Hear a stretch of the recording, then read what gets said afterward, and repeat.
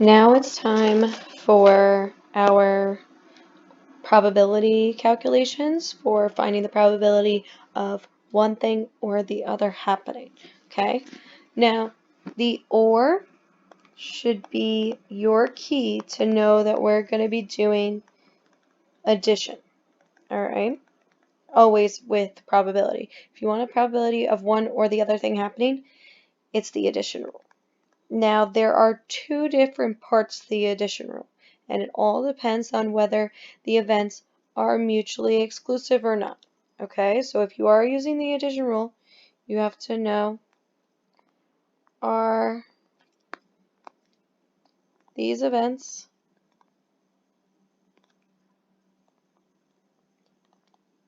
mutually exclusive? Now, mutually exclusive means that these two events cannot happen simultaneously. They cannot happen at the exact same time. So let's say A or B happening. If the probability of both of them happening and is 0, both of them at the same time happening is 0, then they are mutually exclusive. I'll just put ME. Okay? So if the two events are mutually exclusive, then the probability of A or B happening is just taking the probability of A and adding it to the probability of B. Now, for OR, you will also see the symbol U. Okay, these are the symbols that you will see with it throughout probability. Okay, even when I guarantee you'll all take a statistics course in college if you don't next year. Okay, so just know you will see these symbols again. So the U is OR, which means at. So the probability of either thing happening. So if one card is randomly selected from a deck of cards, what is the probability of it being a king or a queen? So I want the probability of a king or a queen. Okay, so or means addition. Well, before you do all this, we need to know, are they mutually exclusive? So you got to think, if I pick one card up, can it be a king and a queen? No. You cannot have a king and queen on the same exact card. So they're mutually exclusive. Okay? Yes, they are mutually exclusive. So since they are, you're just going to take the probability of each thing happening individually and add it up. Okay, this is what I was talking about before about you could just put K for king and Q for queen because I know what you mean by K and Q. Alright, but if it's something I can't tell, you got to put what that letter represents. Well, now let's think back to our deck of cards. How many kings are in a whole deck? There are 4. How many queens are in a full deck? Well, one of each suit. Again, it's 4. So the probability of me picking one card up and it being a king or a queen would be 8 out of 52. Alright, now this can simplify to 2 out of 13. Okay, again, check MyMathLab on depending if they want you to simplify the fraction or not, or give a decimal or a percentage. Now, that's if the events are mutually exclusive. If the events are not mutually exclusive, meaning that when I see the probability of the two events happening, I get an actual answer. Okay? It's not 0. It's not equal to 0. Okay? Then that means that there are cards that fall into the probability of A and the probability of B, meaning that we are counting those things twice. All right, and we don't want to count something twice. So that's why at the end we subtract out the probability of how many fit both, how many fall into both events. Okay, now the word and has this symbol. Kind of looks like an N. That's the way I remember. Is it an N or a U? Well, the letter N is in the word and, so the N goes with and. The or is the U. Okay, so it's the same as the mutually exclusive one. It's just now we got to subtract out what we counted twice, so that we don't count it twice, we only count it once. So, for example, so we look at this spinner, all right? It is equally probable that the pointer will land on any one of the 8 regions. That helps us so that we know each one has a 1 in 8 chance of being landed on. If the pointer lands on a borderline, we spin again. Good, because we don't want to fall in the middle of one. We want an actual answer. Find the probability that the pointer will stop on an even number or a number greater than 5. So this is where I'll use that A and B. A will be an even number, and B will be a number greater than 5. Alright, so I want the probability of A or B happening. So before we actually do this, for or, I gotta think, are there any numbers on this spinner that are both even and greater than 5? The answer, yes. 6 and 8 are greater than 5 and even. So the probability of A and B happening is 2 out of 8. Alright? Because look at it this way. So I'm going to do the probability of A plus the probability of B minus the probability of A and B. So I got to think. A is even numbers. How many of them are even? 2, 4, 6, 8, right? So 4 out of 8.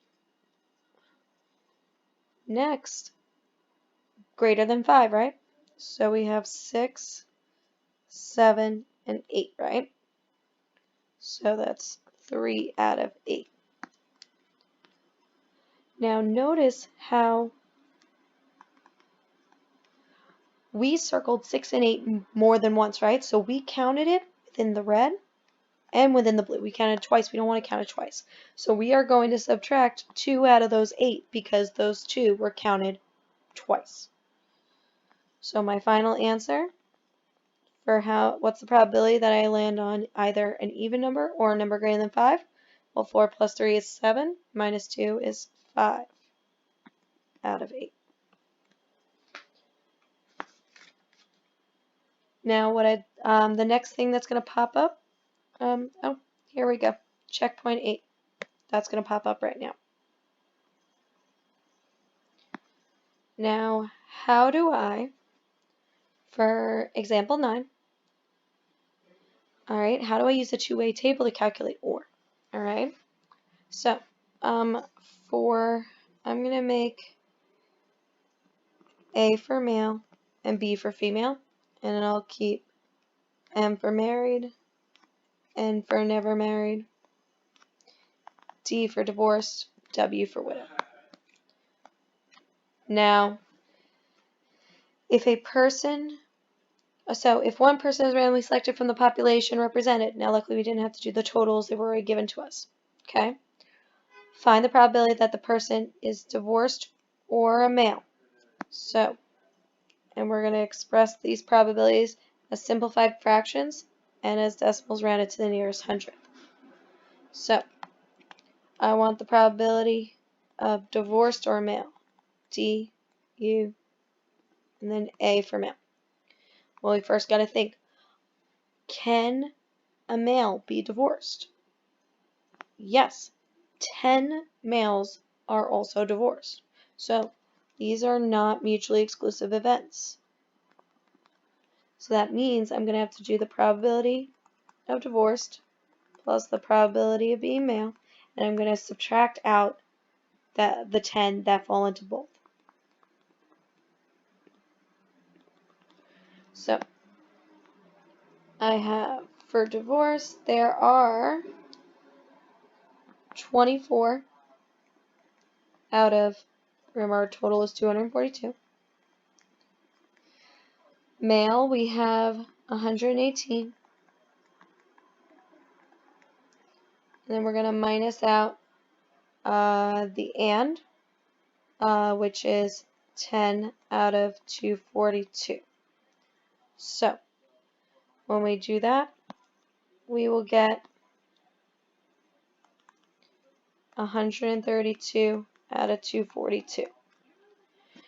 Now we were asked to simplify this fraction. Now remember, you could put this in your calculator and get a decimal and then press math frac enter, and you could get the answer simplified for you. Okay? But 132 out of 242 simplifies to 6 out of 11, which when divided is to the nearest, what do we want, 100th? 0.5, it's 0.545, so it's 0.55.